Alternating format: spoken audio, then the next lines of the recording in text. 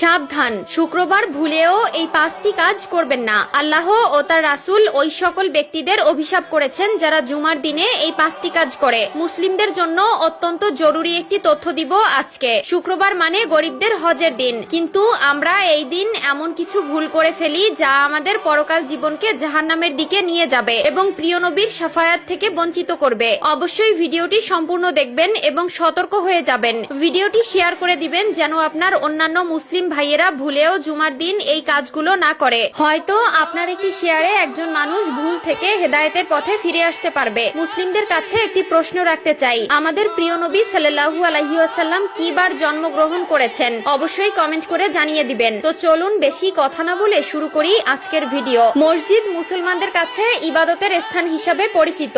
এরপরও আমরা মসজিদে এমন কিছু কাজ করে থাকি যা মসজিদের পবিত্রতা নষ্ট করে। তাই মসজিদের পবিত্রতা রক্ষার জন্য কোরআন হাদিসে নিষিদ্ধ বিষয়ের উপর লক্ষ্য রাখা উচিত। 1 নম্বরে কোনো নামাজি অন্য নামাজিকে উঠিয়ে দিয়ে বসা যাবে না। রুদ্দুল মুখতার 630। মসজিদের ভেতরে প্রতি ওয়াক্ত নামাজ একই স্থানে আদায় করার জন্য কোনো লোক নির্দিষ্ট জায়গা রাখতে পারবে না। 2 নম্বরে রয়েছে মসজিদে হারানো বস্তু তালাশ করা যাবে না, কারণ মসজিদে দ্বীনের কথা বা কাজ ব্যতীত অন্য কোনো কথা বা কাজ করা নিষেধ। মিশকাত শরীফ 654। হযরত আবু হুরায়রা রাদিয়াল্লাহু তাআলা আনহু হতে বর্ণিত, রাসূলুল্লাহ সাল্লাল্লাহু আলাইহি ওয়াসাল্লাম বলেন, তোমাদের কেউ যদি মসজিদে হারানো বিজ্ঞপ্তি দিতে শুনে তাহলে সে যেন বলে, আল্লাহ তোমাকে ওই জিনিস ফিরিয়ে না দিক, কেননা মসজিদ এই সকল কাজের জন্য নির্মাণ করা হয়নি। মুসলিম শরীফ 568। 3 নম্বরে মসজিদে দুর্গন্ধময় কোনো জিনিস খেয়ে বা নিয়ে প্রবেশ করা নিষেধ। মিশকাত শরীফ 655। রাসূলুল্লাহ সাল্লাল্লাহু আলাইহি ওয়াসাল্লাম বলেন, যে ব্যক্তি দুর্গন্ধযুক্ত খাবার খায় সে যেন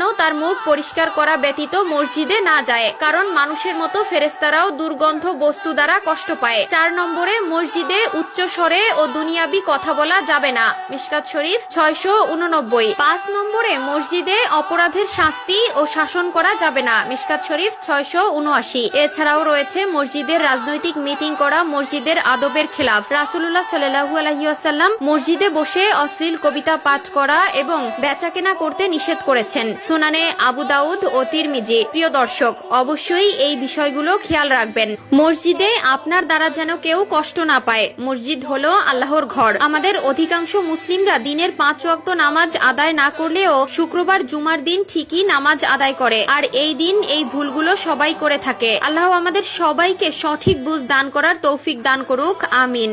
আমি জাহান্নামে পুরুষদেরকে অনেক আযাবে ভুগতে দেখেছি, যার মধ্যে একজনকে পাথরের উপর মাথা রেখে অন্য পাথর দিয়ে অনবরত থেতলিয়ে দেওয়া হচ্ছিল, যার জিহ্বা অনেক দূর পর্যন্ত টেনে নিয়ে যাওয়া হচ্ছিল এবং তাকে তার জিহ্বা দিয়ে ঝুলিয়ে রাখা হয়েছিল। তার